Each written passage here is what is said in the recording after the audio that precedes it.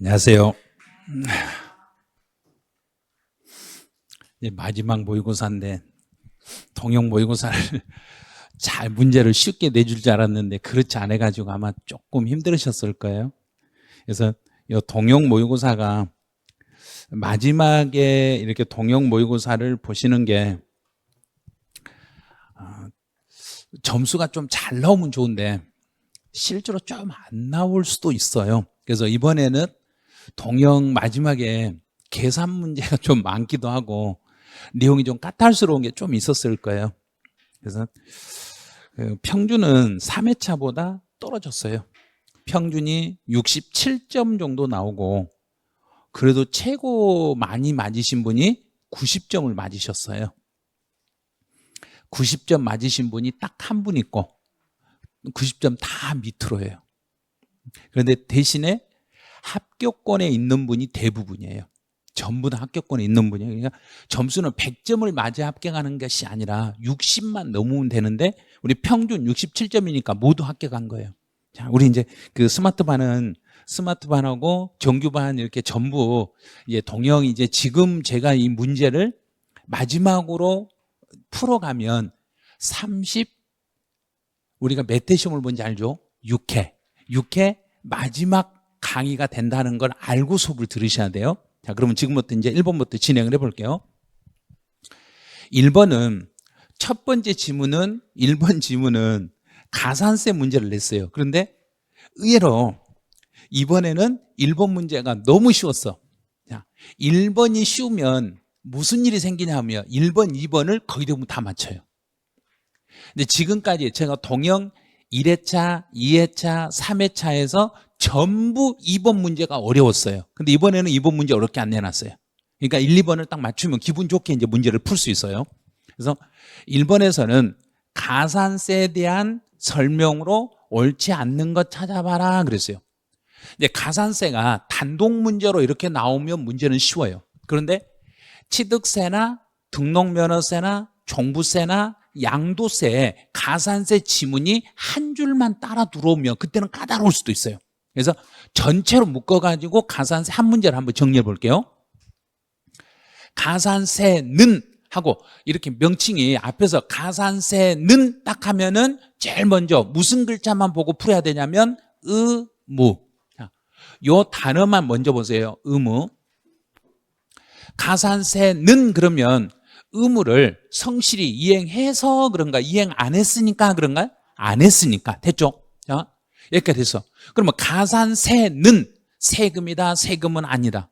세금이다. 그럼 세금이다 이 말은 거, 세목이다 이게 세금이다. 여기까지 됐고요. 그 다음에 이제 가산세 나오면 또 하나가 더 있어요. 본래의 세금을 감면하더라도 가산세는 감면 대상에 포함하지 않는다. 요. 국세를 감면하는 경우에 가산세는 그 감면 대상에 포함시키지 아니하는 것으로 한다. 자, 여기까지는 가산세와 관련된 특징을 물어보는 거예요. 자, 두 번째. 신고 기한까지 신고를 하지 아니한 경우, 신고를 안 했으니까 이걸 무신고. 그런데 가로를 잘 봐야 돼요. 사기나 부정한 행위는 아니에요. 사기나 부정한 행위가 아니다 그랬으니까 무신고는 몇 프로? 20%. 그래서 20%가 된 거예요. 여기는. 자, 이제 세 번째. 3번은 사기. 오, 사기 나왔네. 사기, 과소신고. 사기쳐서 과소신고하면 너는 40%. 그럼 3번이 답이라는 걸 해서 100% 다 맞췄어요. 이 문제를 100% 다 맞춰서 지금 시험 보신 분들이. 부정한 행위 이외 과소신고는 10%. 또 사기. 자, 사기. 신고 기한까지 신고를 하지 않았다. 그러면 사기쳐서 신고하지 않았을 때도 사기 나오면 40%. 그럼 이제 가산세 문제는 풀 수 있겠죠. 그다음에 여기에다가 하나만 더 붙이면 돼. 제가 이제 소송 중에 있어가지고 내가 과소신고를 하면 소송 중에 있는 상태에서 과소신고하면은 그 과소신고에 대한 가산세를 물린다, 안 물린다? 안 물린다. 하나 잡았죠, 이제? 그 다음 또 하나. 정당한 사유가 있는 상태에서 신고를 이행하지 못했을 때, 신고를 불이행한 이유가 정당한 사유가 있을 때는 가산세를 물린다, 안 물린다? 안 물린다. 끝. 자, 가산 관련된 건 이제 끝났어. 그럼 이제 1번 가산세 문제는 이렇게 100% 맞춰주시면 돼요. 자, 이제 2번. 2번은 또, 2번 문제는 계속 성립, 확정, 소멸을 3개를 종합 문제로 계속 내드리고 있어. 그럼 종합 문제니까 지금까지 봤던 것들을 다 종합되어 있을 거예요. 신고하는 양도소득세의 제척기간의 기산일은, 그럼 제척기간의 기산일은 언제부터 이 사람 양도소득세에 대해서 정부가 조사할 건가? 제척이라는 것은 조사, 뒤지는 언제부터 뒤지기 시작해요? 그랬더니 신고 기한의 다음 날부터 뒤지는 거고, 그러면 소멸시효의 기산일은, 그럼 소멸시효라는 것은 이미 고지서를 보내놓고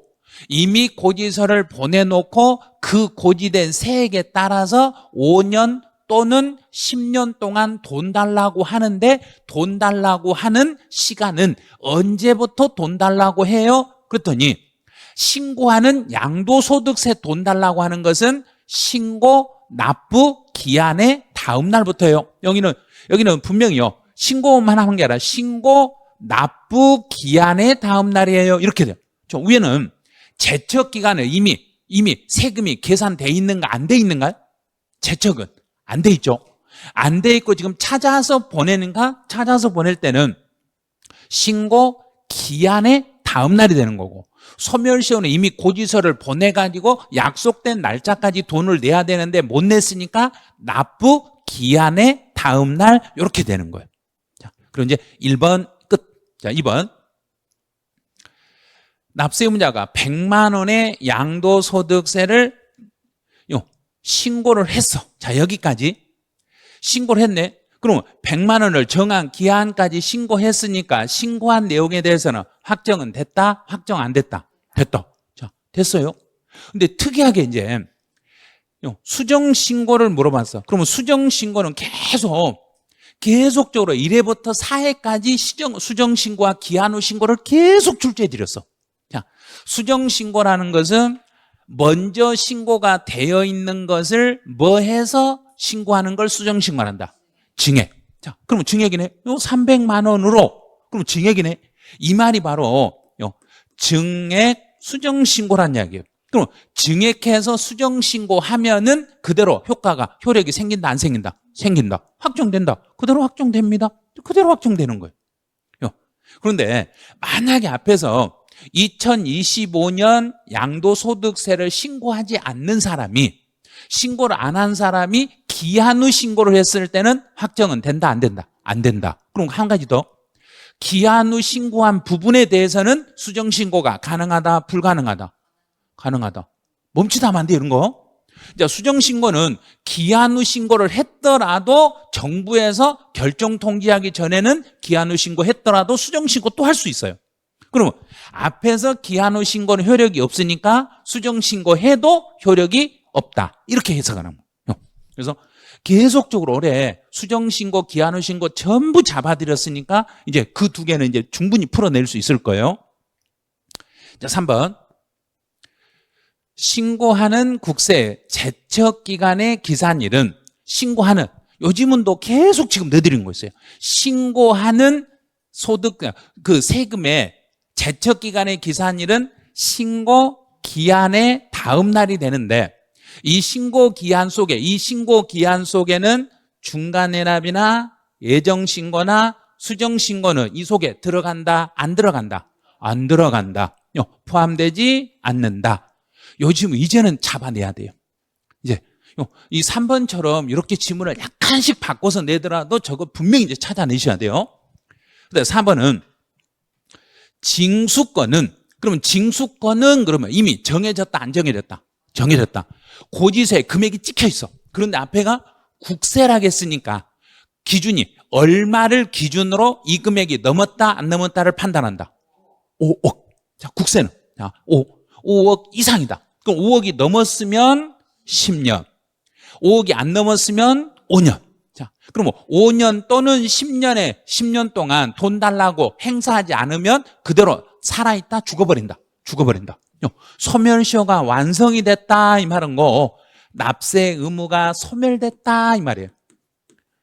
납세 의무가 끝나버렸으니까 더 이상 세금 낼 필요가 없어요. 이게 작년 시험에 나왔던 질문이에요. 5번 제척기간은 지금 금액이 정해졌는가 안 정해졌는가? 안 정해졌죠. 금액이 정해지지 않았으니까 정부가 찾는 시간이에요. 그러면 찾을 때는 시험시험 찾아야 되는가? 정해진 시간 안에만 찾아야 되는가? 시간 안에. 자, 그러면 제척기간은 이 시간 안에만 찾아야 되니까 중단, 멈추고 정지 이런 게 있어야 된다 없어야 된다? 절대 있으면 안 돼. 그런데 소멸시효는 이미 금액이 정해져 있다 안 정해져 있다? 정해져 있는 상태에서는 잠깐 쉬었다가 징수할 수도 있어. 가다가 너무 더우면 잠깐 쉬었다 갈 수도 있고. 그래서요, 소멸시효에는 중단이나 정지라는 제도가 있다 이렇게 되는 거예요. 그럼 이제 여기서 한 가지 더. 그럼 중단의 사유를 물어보면 우리 중단 사유를 총 4개로 압축을 시켜볼게요. 중단의 사유 첫 번째 제일 중요한 거, 납세 고지, 세금 고지서. 자, 납세 고지, 세금 고지서를 발부하면 납세 고지가 중단 사유. 두 번째 압류, 세 번째 독촉 또는 최고. 그다음 마지막 나도 좀 주라고 교부청구. 교부청구는 잘 모르겠으면 교부청구 한 입만, 이게 교부청구예요. 나도 좀 주라고, 이게 교부청구. 그러면 이 4가지 사유가 생기면, 납세고지나 압류나 독촉이나 최고나 교부청구라는 이런 사유가 생기면은 세금을 징수하다가도 잠깐 멈췄다 간다는 이야기인가 계속 간다는 이야기인가? 멈췄다 나머지만 간다, 새로 시작한다. 새로. 중단은 새롭게 시작하는 거고, 정지는 나머지 기간만 진행하는 것을 정지라고 그래. 이제 여기까지 해서 1번부터 5번까지 지문 해석 다 해드려서 이제 성립학종 소멸에 대한 내용이 나왔을 때 틀리시면 안 돼. 자, 문제 3번이네요. 딱 반절 맞추셨네요. 시험 문제 이렇게 내리라고는 생각지도 못했을 거예요. 저는 충분히 되고도 남는 사람이에요. 2번 시험 기출문제 1번 문제에서 저 문제가 이 상태로 그대로 나왔을 때 당황하시면 안 될 거예요.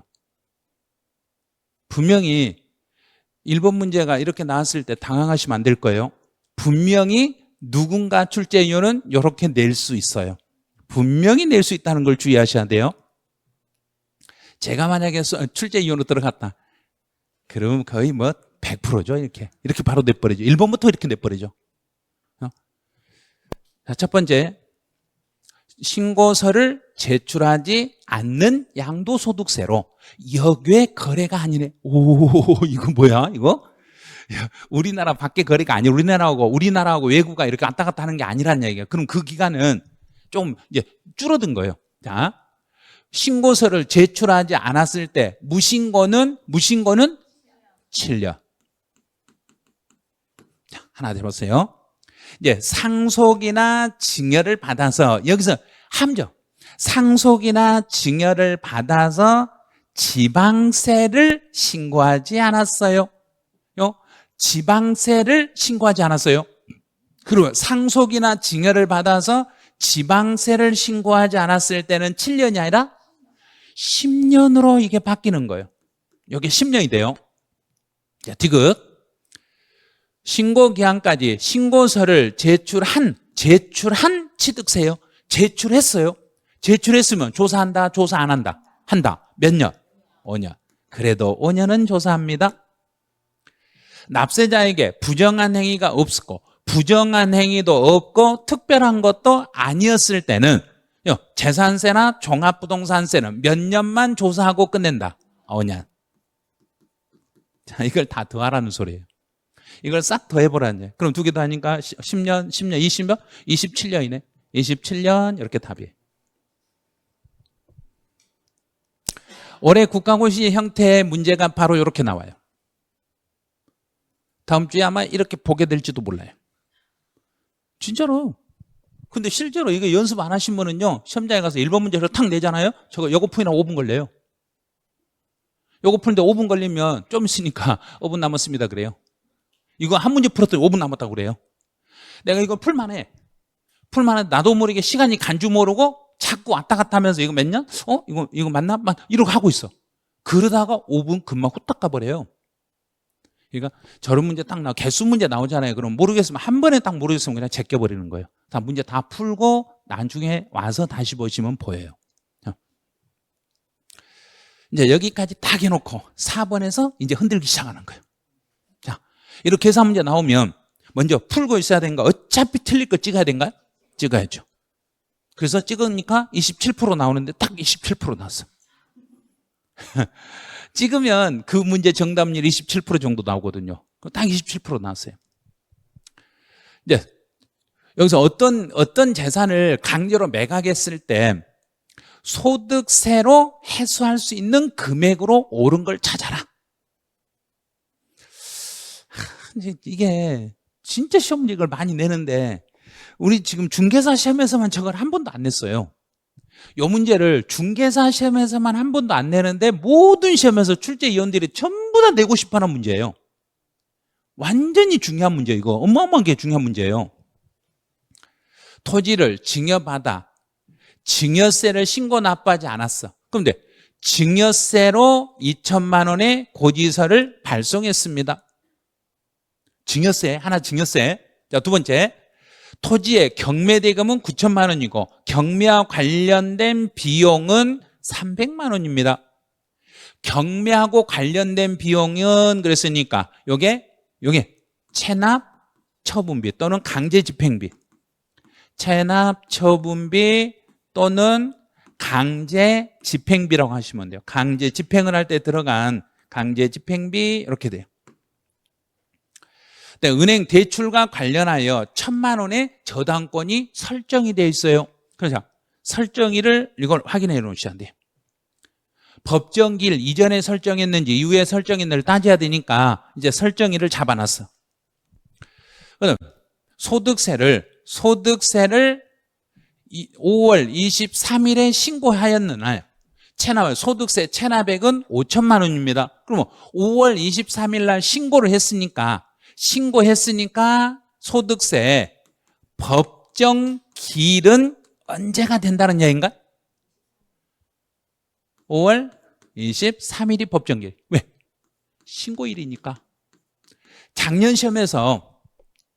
우리 작년 시험에서 신고일을 2줄이나 시험에 냈어. 법정기일을 2줄이나 냈어요. 그러면 이제 계산 문제로 나올 때도 됐다는 이야기예요. 이게. 근데 근로자들에게 임금을 지급하지 못하였고 그 금액은 5천만 원이다. 이 중에 최종 3월분은 3천만 원이다. 그러면 최종 3월분은 이름을 뭐라고 쓰면 된가요? 소액임금. 소액임금입니다. 자, 그럼 이제 지금까지 자료를 봤으니까 총 그 재산의 매각 대금은 얼마였고 9천. 자, 9천만 원을 이제 분배를 시작하는 거예요. 자, 첫 번째 1번. 1번은 강제 집행비. 강제 집행비는 얼마? 300. 자, 300 먼저 줘. 그 다음에 이제 가져가는 게 강제 집행비 다음에 두 번째로 최우선 변제인 소액임금. 자, 소액임금이 두 번째. 그럼 소액임금은 3천만 원. 그 다음 이제 세 번째. 법정기일은 5월 23일이에요. 법정기일은 5월 23일인데 설정은 5월 13일이에요. 그럼 설정이 빠르다, 법정기일이 빠르다. 자, 설정이 빨랐죠. 아무리 설정이 빨랐더라도 설정보다 먼저 가져가는 세금들이 있죠. 그 재산에 부과된 세금. 그 재산에 부과된 세금 중에 상속세와 증여세가 여기 들었네.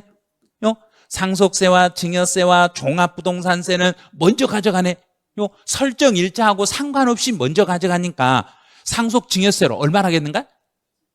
2천. 자, 2천. 2천 줬어. 자, 여기까지 줬어. 그 다음에 가져가는 게 이제 상속증에서 소득세. 소득세하고 설정은 둘이 싸워야 되는가 안 싸워야 되는가? 소득세하고 싸워야죠. 그런데 지금 소득세가 이겼는가요? 설정이 이겼는가? 설정이 이겼죠. 자, 그러면 설정이 이겼는데 여기서 이제 저당권 설정이 이겼는데 설정으로 가져가는 금액이 얼마? 1,000만 원. 자, 여기까지 됐어요. 이제 여기까지 끝나가지고 딱 계산해봤어. 여기까지 계산해가지고 딱 빼봐. 9,000에서 300 다 빼니까 6,300을 빼. 6,300을 빼니까 2,700. 자, 2,700 해가지고 여기서 이제 답을 2,700에서 3번에다 답을 하신 분이 몇 분 있는가 볼게요. 오, 대부분이네요. 여기까지 잘 풀으셨어. 여기까지 풀려고 해가지고 3번에 찍으신 분은 시험장에 가서 다른 문제 5문제를 놓치게 돼 있어. 이 문제 하나를 찍어버렸으면 5문제를 푸는데 이걸 푸느라고 시간을 소비해서 나머지 5문제하고 바꾼 거예요. 이 문제도 틀리고 5문제 틀리니까 총 6문제 틀리게 돼 있어. 왜? 한 가지를 몰라서.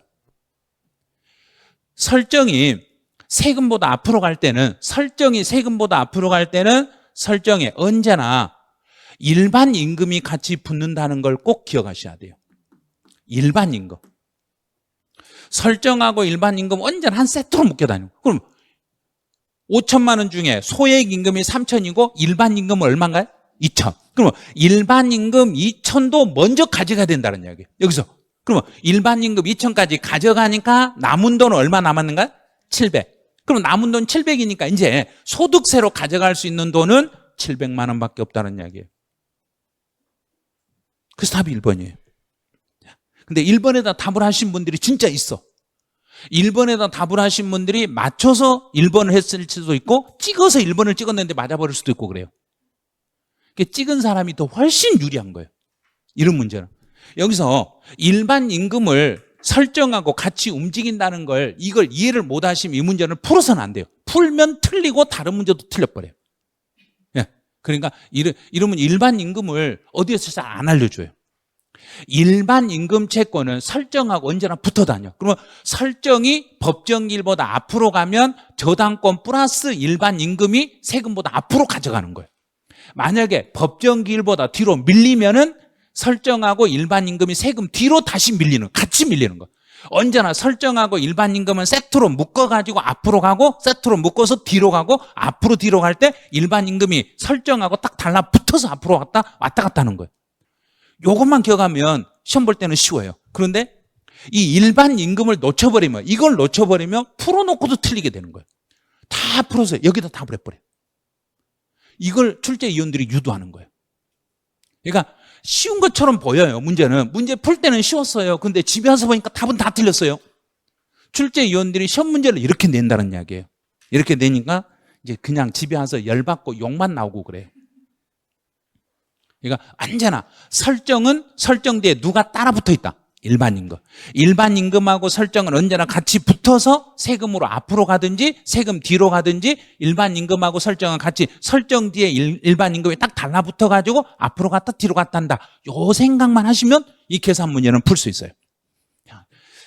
그래서 지금 답을 3번에다 찍으신 분들은 일주일 딱 남았으니까 지금 이 말이 다음 주 토요일까지 기억나실 거예요. 그럼 이 문제는 분명히 여기다 답을 하신 분들은 시험장에 가면 이거 딱 맞춰내요. 그러니까 지금 3번에다 틀렸다고 해서 너무 실망하지 마시고 시험장에 가면 분명히 맞출 수 있으니까 이제는 시험장에 가면 전 문제는 맞추겠다. 이런 자신을 가지시면 돼요. 이제 문제 5번. 취득세 납세 의무자. 자, 이런 문제는 그냥 아주 쉽죠, 이제. 종류를 변경하거나 지목을 변경했을 때는 뒤에 뭐만 따라 붙으면 되고 가액 증가. 가액 증가 끝. 자, 두 번째. 환지. 환지는 누가 주인이고 조합원. 그럼 사업시행자 틀렸네. 조합원. 만약에 채비지나 보류지는 사업시행자. 이제 등록을 하지 않았다고 해서 등록을 안 했다고 해서 취득세 안 낸다? 낸다. 등기나 등록을 이행하지 않았더라도 사실상 취득한 자가 있으며 사실상 취득했으니까 그 취득한 그 사람이 취득한 것으로 보고 납세 의무를 지겠습니다. 자, 4번. 직계 비속에. 그러면 직계 존속가, 직계 비속가, 배우자 직계 존비속이 나오면, 배우자나 직계 존비속이 나오면 그대로 가만히 알았어요 가세요 그런가요? 일단 확인하고 보내주는가요? 확인하고. 자, 확인. 경매를 통해서 직계 비속의 부동산을 경매를 통해서 취득했으니까 실제 거래 관계 확인됐다 안 됐다? 됐으면 유상 무상. 됐으니까 유상. 확인했으니까 유상. 끝. 5번은 조합원용으로 취득했다. 자, 이제 함정이 안 걸리겠죠. 4번 다 내려드렸으니까. 1회부터 4회까지 전부 넣어드렸어. 조합원용으로 취득했을 때는 조합이 해야 된다. 조합원이 해야 된다. 자, 조합원. 이제 딱 보면 알 거예요. 조합원이 취득한 걸로 보고, 마지막 단서 마지막까지 정확히 해놨어요. 조합원에게 귀속되지 아니한 부동산을 포함한다. 제외한다. 조합원에게 귀속되지 않는 거 있으면 이거는 제외하고 조합원이 납세 의무를 지겠습니다. 자, 6번. 취득세 과세 표준. 과세 표준도, 취득세 과세 표준도 제가 동영 1회차부터 4회차까지 다 넣어드렸을 거예요. 전체를 다. 이제는 찾아내야 돼요.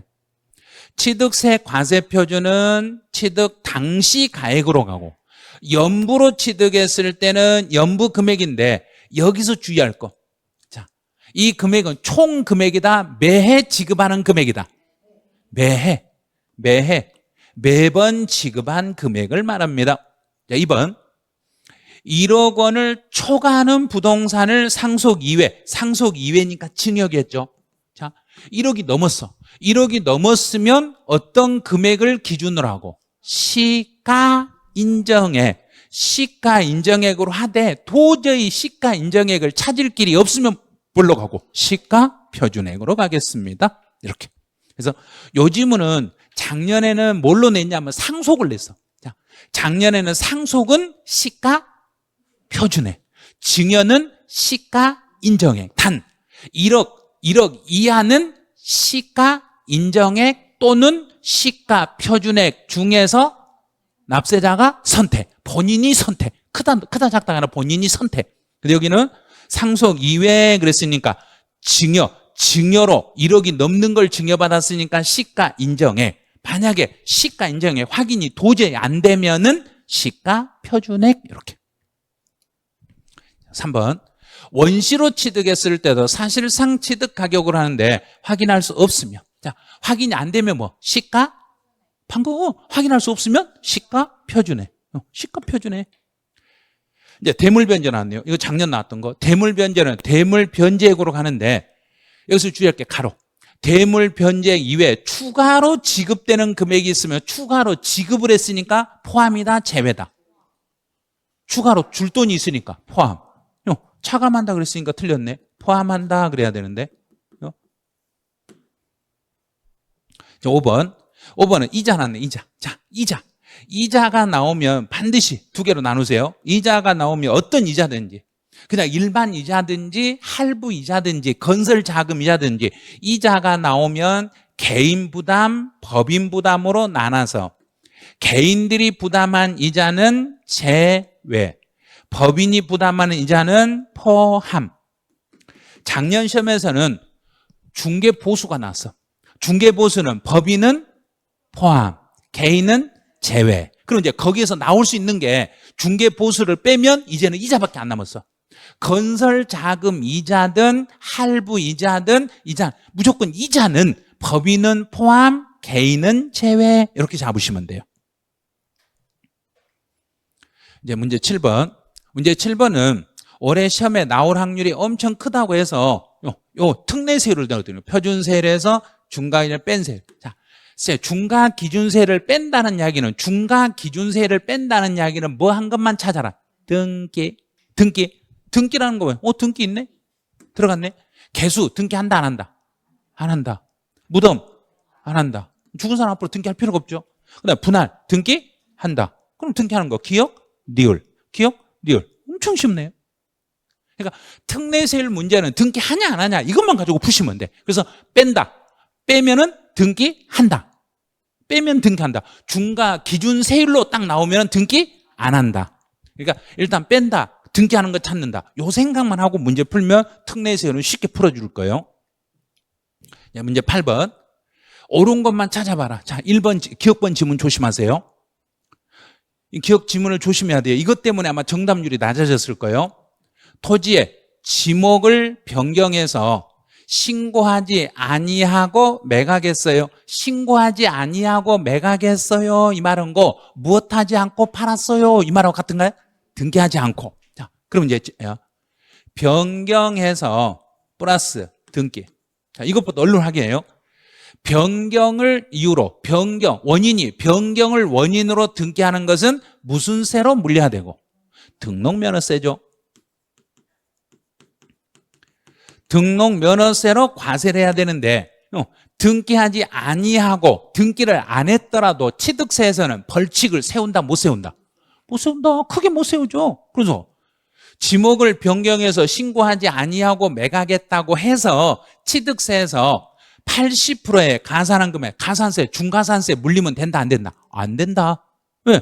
이거는 등록면허세에서 벌을 주려면 거기서 벌을 줘야지 왜 취득세 네가 벌을 주냐 이런 식으로 가는 거예요.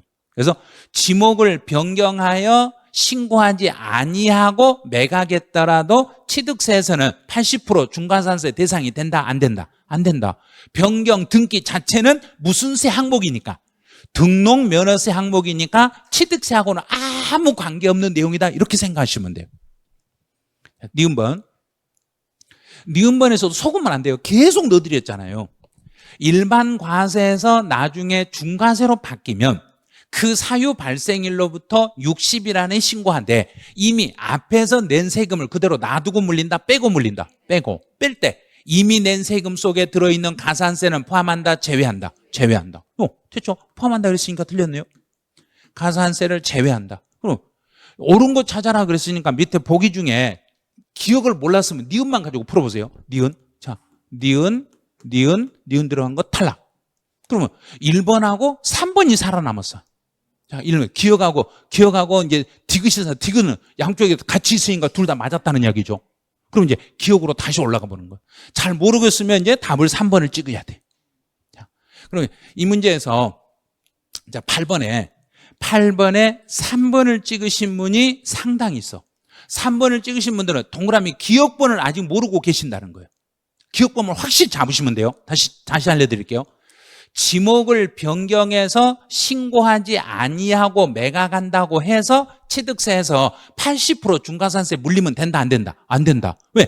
등기 원인이 변경 등기는 취득세 등기다 등록면허세 등기다. 등록면허세에서 등기니까 취득세 등기하든지 말든지. 만약에 제가 세법 선생인데 등기법 공부하든지 말든지 관심이 있다 없다? 왜 없어요? 세법 안 하면 등기법 잘 맞아야 되는데 등기법이라 잘 맞아 합격하는데 근데 시험 보려면 그래서 세법하고 등기법하고 지적은 한 과목이라고 생각하는 거예요. 그런데 제가 만약에 공법 공부 안 한다고 뭘 하면 되겠는가요? 안 되죠. 그거는 등기 안 하면 세법 안 되면 등기라도 하세요 이래야 돼. 그런데 여기서는 등록면허세 항목을 취득세가 이러쿵저러쿵 하면 된다 안 된다? 안 된다. 그게 기억번 항목이에요. 그러니까 기억 항목은 시험에 엄청 많이 나온다고 수업시간에 계속 강조했던 지문이에요. 그 정답은 답이 몇 번이 되는가요? 1번. 디귿만 되는 거예요. 기억 여기 틀렸고 요것만 답이 되는 거예요. 네, 문제 9번. 취득세에 대한 설명을 옳지 않는 거. 자, 이제 1번. 사실상 잔금을 지급할 수 있는 유상 승계 취득은 사실상 잔금 지급일로 가고 상속을 받았을 때는 상속 개시일. 만약에 증여를 받았을 때는 증여 개야일. 동그라미 2번은 4번 다 나온 거 기억나신가요? 토지의 지목을 변경했을 때는 이걸 시험 문제 낼 때마다 출제해드렸어. 지목 변경은 사실상 변경일, 공부상 변경일, 사실상 사용일 3개 중에 제일 빠른 날입니다.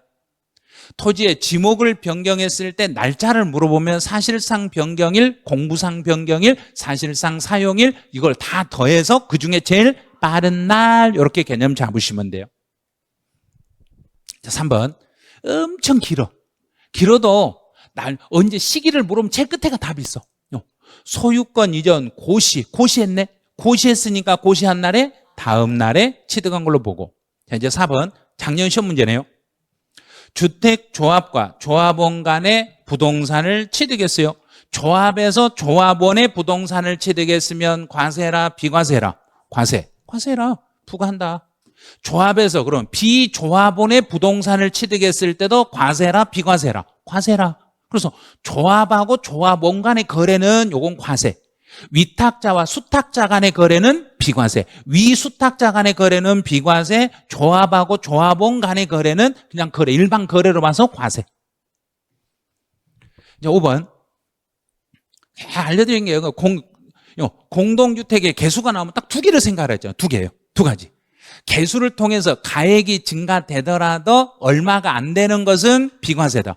9억 이하. 자, 9억 이하. 9억 이하 나왔네요. 부과 안 해. 그런데 또 하나. 가로에 대수선 포함이다 제외다. 안 보고 풀었네 이거요. 대수선은 제외합니다. 세법 가로 안 봤다가 낭패 볼 수 있으니까 조심하자. 단서 가로 진짜 조심하셔야 돼요. 세법 문제는. 세법은 그냥 가로를 그냥 무심결에 내주는 거 아니에요. 가로에 지문을 뒤집어 놔요. 그러니까 그런 걸 유심히 보셔야 돼. 그래서 5번은 문장은 맞았는데 가로에 대수선을 포함해서 부과하지 않는다 그래서 틀린 거예요. 대수선은 금액에 상관없이 무조건 과세. 대수선은 무조건 과세.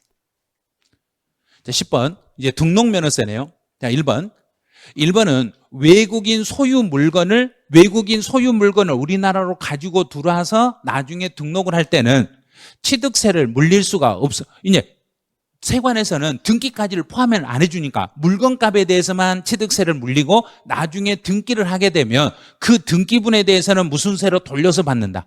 등록면허세. 여기 함정 하나 있죠. 무슨 취득에 한해서만 적용해라. 연부취득. 특히 이걸 조심해야 돼요.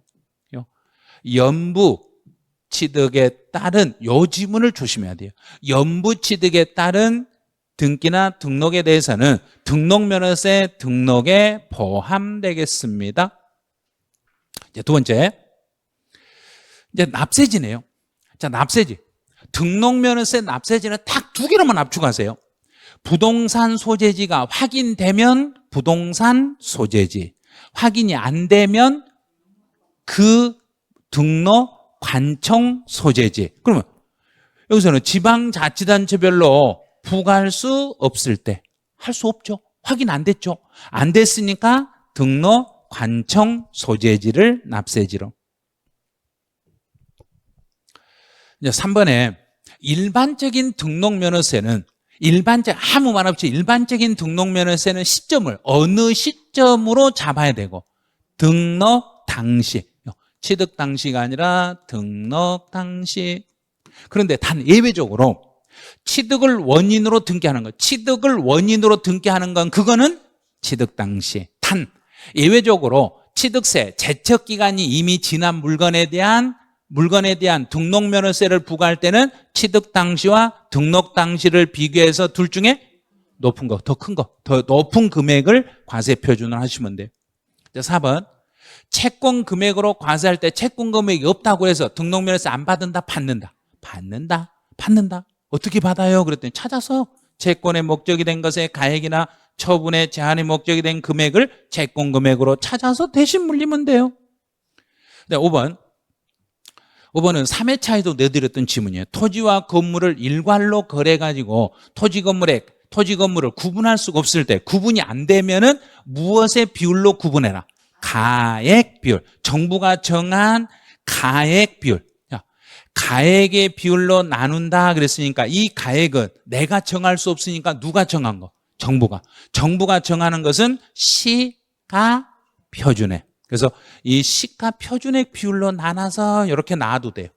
시가표준액 비율로 나눠가지고 토지 건물의 가액을 따로 구분하셔야 됩니다. 이런 식으로. 11번 등록면허세 옳지 않는 거. 자, 이제 이전 등기네. 자, 이전 등기는 원칙은 이전에서 등기할 때는 무슨 세로 물려야 되고? 취득세. 그럼 이제 이전 등기가 원칙은 취득세로 물려야 돼. 그런데 요게 불가능하면, 취득세 부과가 불가능하면 무슨 세로? 등록면허세로. 이 흐름을 딱 타셔야 돼. 그럼 여기에서 취득세 세율을 먼저 알아야 돼. 자, 그러면 상속.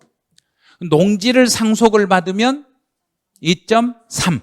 농지가 아니면 2.8. 그럼 둘 중에 더 높은 거. 그러면 여기서 2.8에서 불가능한 몇 프로 빼고 넘어온다. 2% 빼고. 그러면 0.8 맞았죠. 이 뜻을 알아야, 요걸 알아야 요 답을 찾을 수 있어. 취득세 세율을 먼저 딱 정해놓고 두 개가 나오면 둘 중에 적은 걸로 간다, 큰 걸로 간다. 큰 걸로 간다. 둘 중에 큰 걸로 가가지고 큰 거에서 몇 프로 빼고 등록면허서로 보낸다. 2% 빼고 등록면허서로 보낸다. 자, 3번, 동그라미 2번. 2번은 시험에 나올 때마다 제가 이걸 정답으로 나올 확률이 크니까 계속 정답으로 맞춰드린 거예요.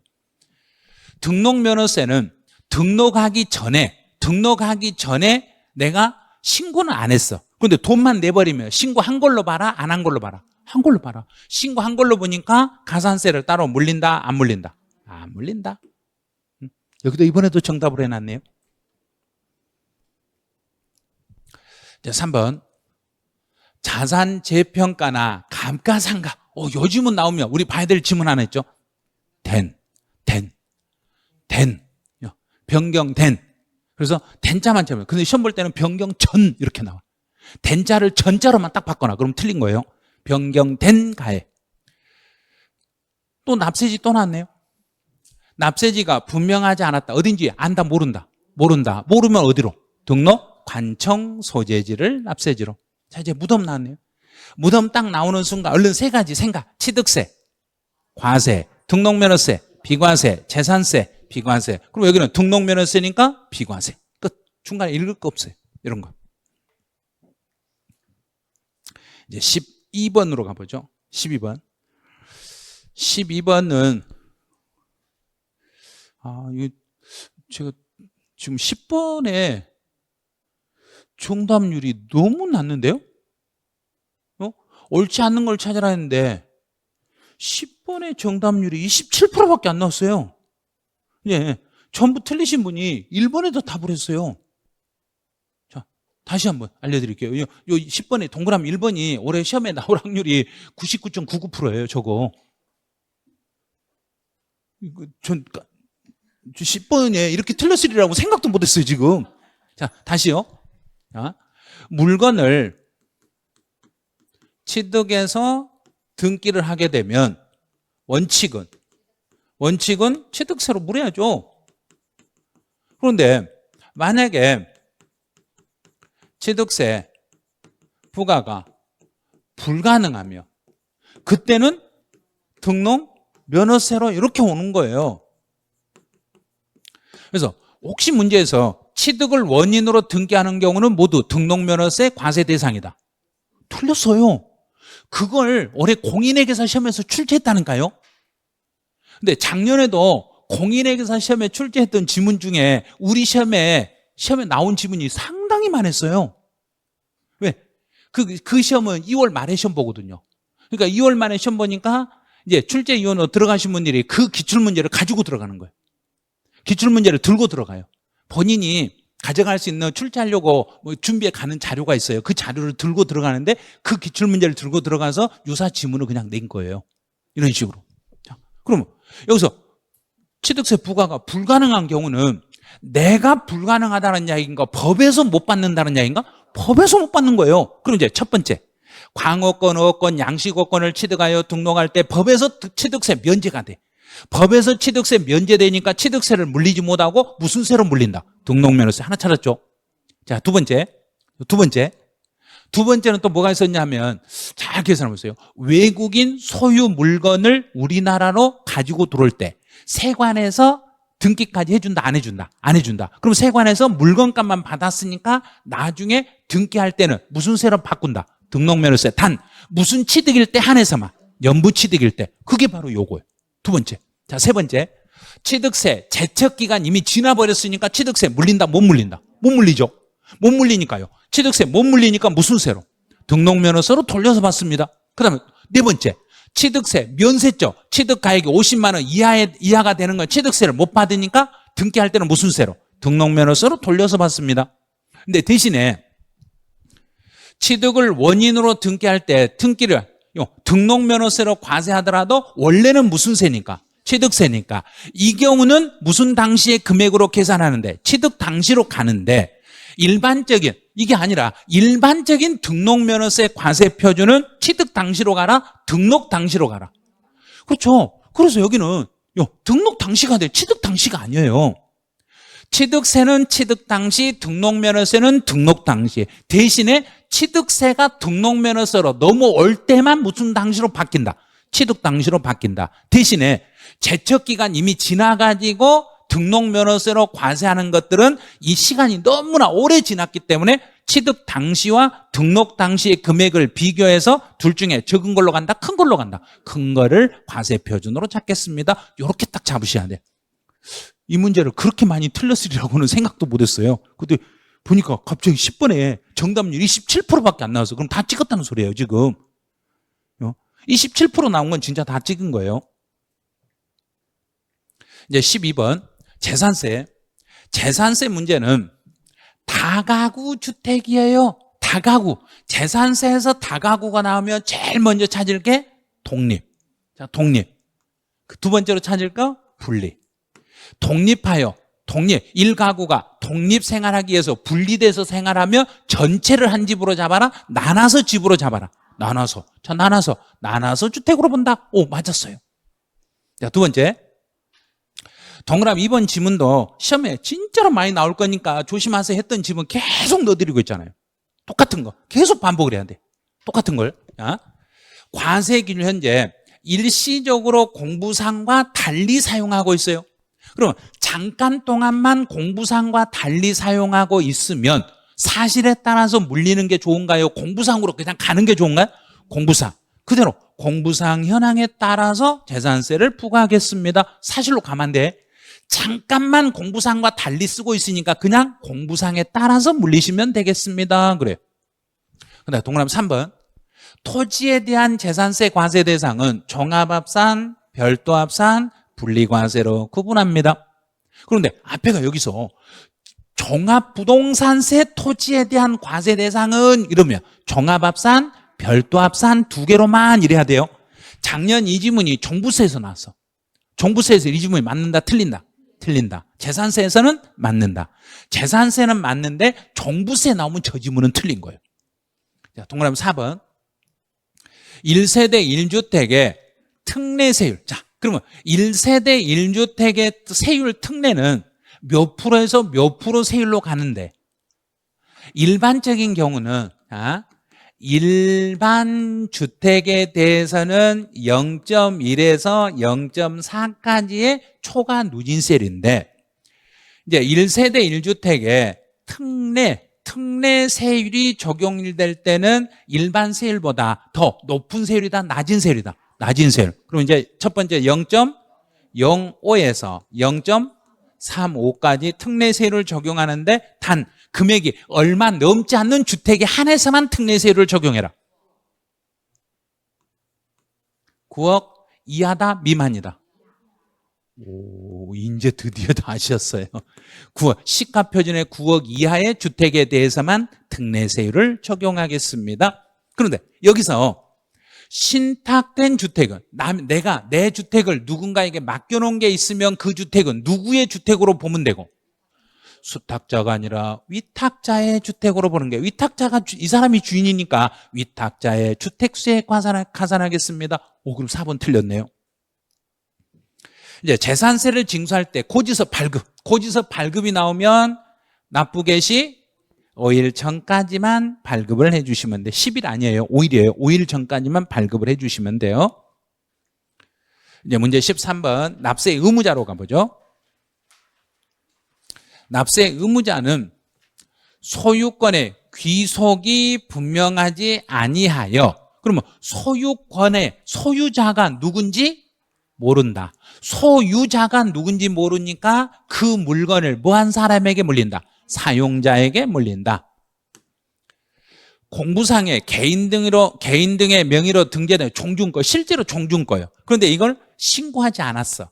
내가 종중거라는 사실을 신고 안 하면은 정부는 종중거라는 걸 모르니까 누구에게? 공부상 소유자에게 물립니다. 세 번째, 채비지나 보류지로 정한 채비지나 보류지는 누가에게? 사업시행자. 사업시행자. 이제 상속이 나왔네요. 상속. 자, 상속이 나오면 제1번. 자, 4단계까지 가야 돼요. 자, 상속이 나오면 재산세는 제1번이 어떤 상속이?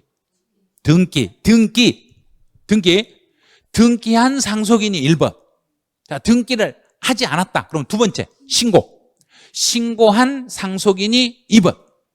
등기도 신고도 아예 안 했다. 그러면 그때는 3번이 지분율이 큰 자. 지분율이 제일 큰 자. 자, 네 번째로 지분율이 모두 다 똑같다. 그럼 그때는 나이가 많은 연장자. 이렇게 순서로 가는 거예요. 자, 그럼 3번과 4번을 통칭해서 이름을 우리는 뭐라고 쓰는가? 주된 상속자. 이렇게 쓰는 거예요. 그래서 등기한 상속인이 1번, 없으면 신고한 상속인 2번, 3번, 그것도 안 되면 주된 상속자. 단 주된 상속자는 지분율이 제일 높은 사람, 똑같으면 나이가 제일 많은 사람, 이렇게 잡으시면 돼. 파산 결정이 끝났어. 그런데 아직도 파산 재단에 남아있네. 아직도 법원에 지금 외부로 판매하지 않고 남아있으면 재산세 안 물린다? 물린다. 누구에게? 공부상 소유자. 공부상의 소유자에게 물리겠습니다. 자, 그런데 여기까지는 이제 작년 시험 문제 이렇게 나오면 진짜 쉬워. 근데 작년은 어떻게 됐냐면 여기서 이걸 물어봤어요. 신고. 이때 신고는 과세 기준일로부터 며칠 안에 신고해라. 자, 과세 기준 6월 1일부터 며칠 안에 신고해라. 자, 둘 중에 하나만 고르세요. 1번 10일, 2번 15일.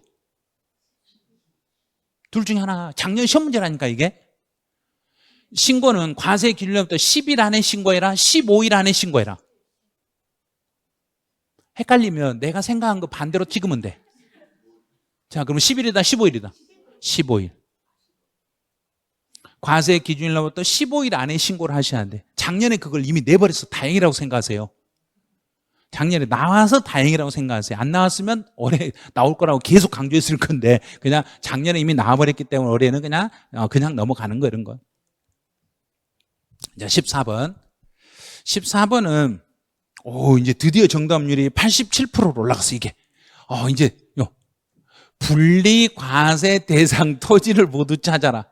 자, 분리과세 그러면 무슨 활동을 찾아야 된다. 생산활동, 사치활동 둘 찾아야 돼요.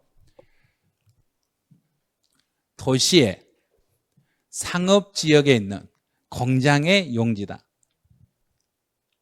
여기서 이걸 찾아내야 돼요. 자, 이 공장이 도시에 주거지역이나 상업지역에 공장이 있으며 공장의 용지로 봐라. 건물 땅으로 봐라. 그래서 건축물에 부속 토지로 간주를 해버립니다. 상가 건축물에 부속 토지로 간주를 하니까 기준 면적까지는 상가 땅이니까 상가는 무슨 활동? 영업활동이니까 별도 합산과세입니다. 그럼 1번 기억번 탈락. 두 번째, 산림보호 육성을 위해서 필요한 산림보호 육성을 이런 말이 딱 나오고 대통령령으로 정하는 임야는 법에서 특별히 세금 많이 물리려고 정한 임야인가요? 좀 깎아주려고 정한 임야인가요? 깎아주려고. 그래서 산림보호 육성을 위해서 정부가 특별히 법으로 정하는 것은 분리과세. 자, 물류 나왔네요. 물류 그러면 택배 뭘로? 자동차, 차량으로 이게 영업이에요. 영업활동이니까 별도 합산과세입니다. 자, 니을번 골프장 토지와 고급 오락장으로 사용하는 토지는 이건 사치니까 분리과세, 고율 분리과세. 미음번은 농지네요. 농지는 무조건 개인이든 법인이든 무엇으로 사용하고 있으며 두 글자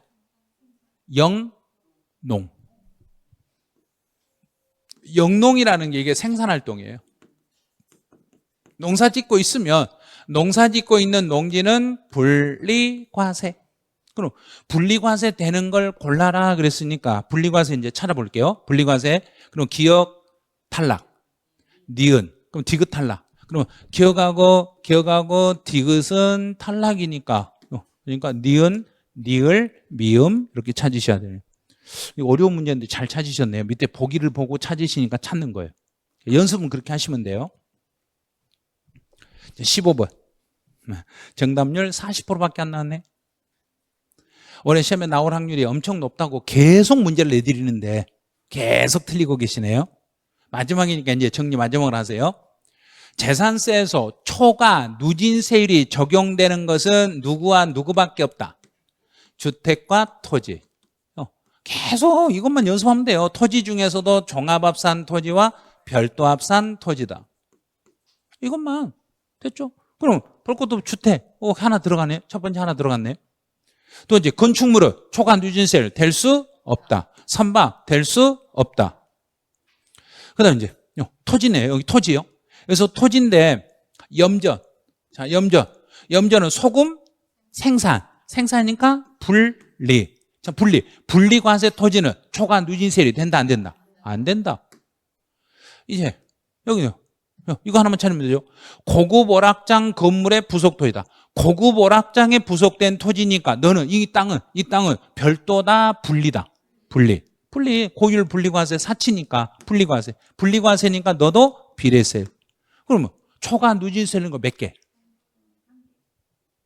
두 개예요? 한 개밖에 없네요. 한 개.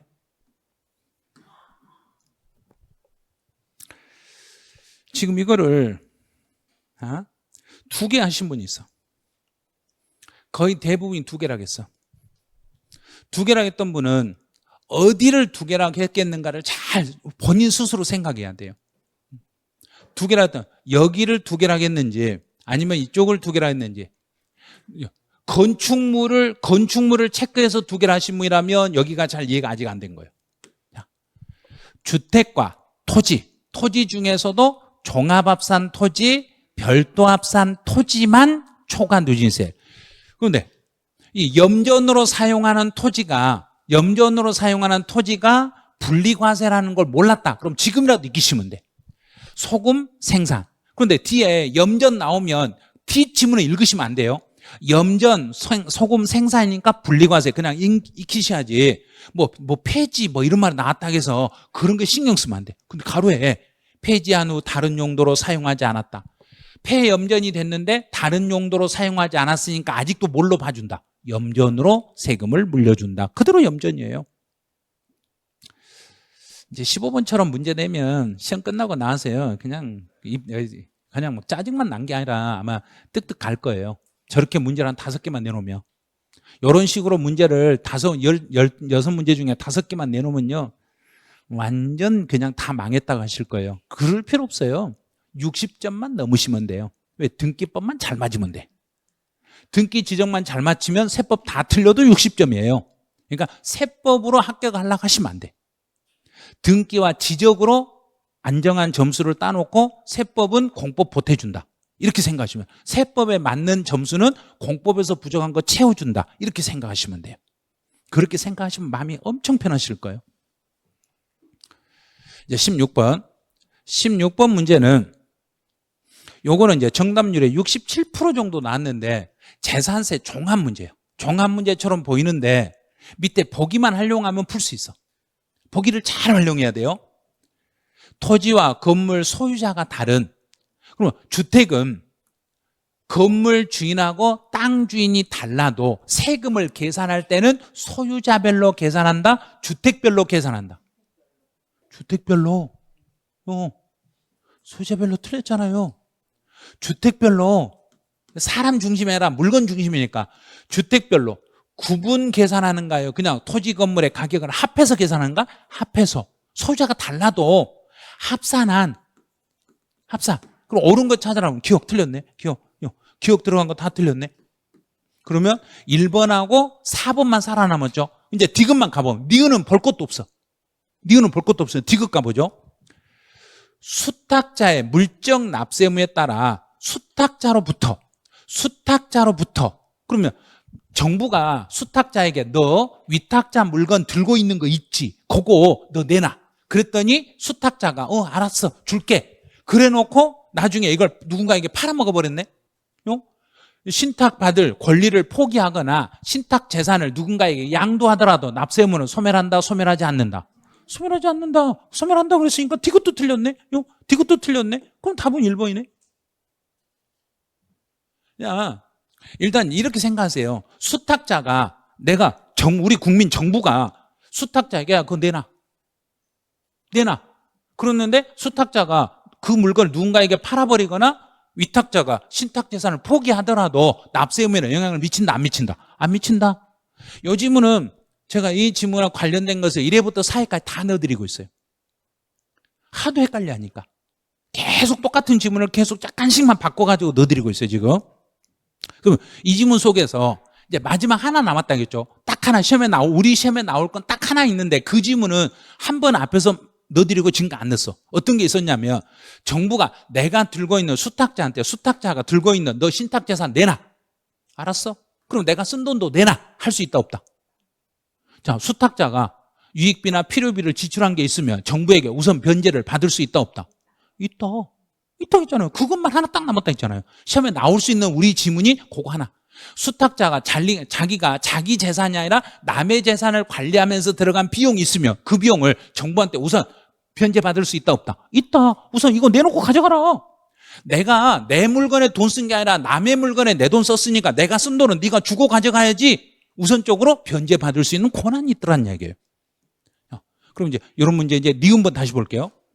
250을 초과하면 재산세는 몇 개월 동안 분할하면 되고? 3개월. 3개월 동안 분할하면 됩니다. 이게 어려운 문제 아니에요. 그런데 지금 정답은 약간 낮아진 거예요. 이제 17번. 17번에 이제 종합부동산세는 종부세는 먼저 주택에 관한 설명으로 오는 거. 주택과 관련된 거. 첫 번째, 주택에 대한 과세 표준 나왔어요. 자, 언제나 종부세에서 과세 표준을 물어보면 종합부동산세도 반드시 뒤에 뭘 있는가를 생각한다. 곱하기 공정시장 가액비를 먼저 생각하셔야 돼요. 과세 표준을 적용할 때 그러면 주택에 대한 과세 표준은 공시 가격을 합계한 합계액에서 빼기 이제 일정 금액을 빼고 공정시장 가액 비율을 곱하기 하는데, 자, 이때 지금 현재까지 우리 이제 다음 주 시험이니까 공정시장 가액비를 우린 바뀌지 않았어요. 그대로예요. 그대로 똑같아요. 그럼 종부세에서 주택에 대한 공정시장 가액비율은 몇 프로? 60%. 지금까지는 똑같아요. 지금까지는. 그다음에 토지에 대한 공정시장 가액비율은 좀 더 쓰세요. 종부세니까 조금 더 쓰세요. 조금 더. 100%. 종부세 토지는 100%, 재산세 토지는 70%. 헷갈리시면 안 돼요. 재산세에서 공정시장 가액비율은 토지 70, 건축물 70, 주택 60. 종부세에서 공정시장 가액비율은 주택 60, 토지 100. 토지는 100이에요. 그런데 여기다 이제 금액을 제가 동그라미 쳐놓은 이유는 주택에 대한 과세 표준을 계산할 때 개인이고 1세대 1주택이면 얼마를 빼면 되고 1세대 1주택이면 12억 1세대 2주택 이상이면 9억 법인이면 0. 여기서 여기 상황에 따라서 이 상황에 따라 이 빼는 금액이 달라진다는 거예요. 법인이면 0, 개인이면 1세대 1주택이면 12억 1세대 2주택 이상이면 9억. 반드시 빼고 공정시장 가액비를 곱한다는 거 반드시 기억하죠. 공정시장 가액비를 곱한다고 그 지문을 빼놓고 전체 공시가 합계액에서 이걸 뺀 금액을 과세 표준한다 이렇게 낼 수도 있어.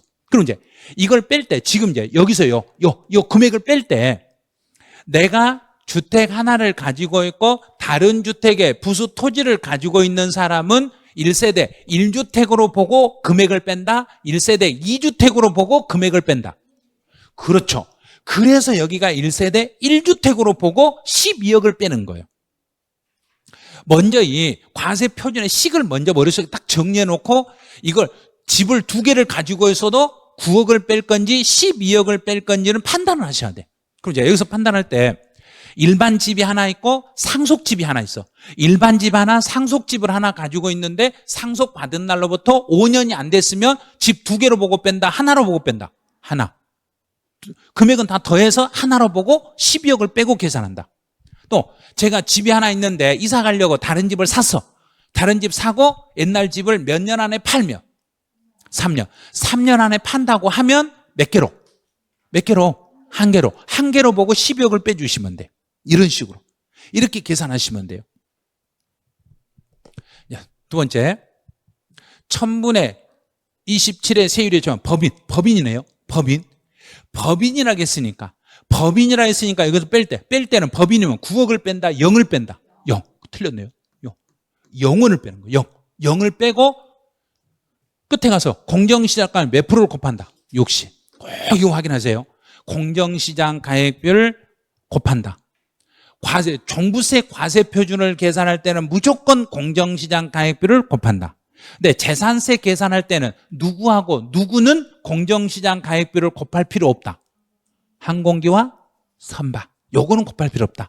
토지, 건축물, 주택에 대해서만 곱한다. 근데 종합부동산세는 주택이든 종합합산 토지든 별도합산 토지든 모두 다 과세 표준을 구할 때는 공정시장 가액비를 곱한다. 자, 3번. 3번은 과세 표준 합산 대상이 되는 주택에 이제 등록문화재에 해당하는 주택이다. 문화재 주택은 과세 표준 계산할 때 주택수에 들어간다, 안 들어간다? 안 들어간다. 이건 안 들어가는 거예요. 근데 합산 배제, 나 이것 좀 빼주세요. 자, 이제 종부세에서 나 이것 좀 빼주세요 하면 이것도 저것도 묻지 말고 무조건 몇 월 달에 신고한다. 제가 이렇게 말했죠. 종합부동산세에서는 이것저것 묻지도 말고 구구절절 묻지도 말고 몇 월 달? 9월 달. 그러니까 구구절절 묻지도 말고 9월 달에 신고해라. 10월 달 절대 안 돼요.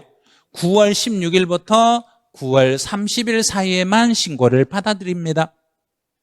종합부동산세에서 나 이것 좀 이렇게 해주세요 하고 신청은 무조건 몇 월 달? 9월 달. 신청은 9월 달. 자, 5번. 법인이고 3주택 이상이다.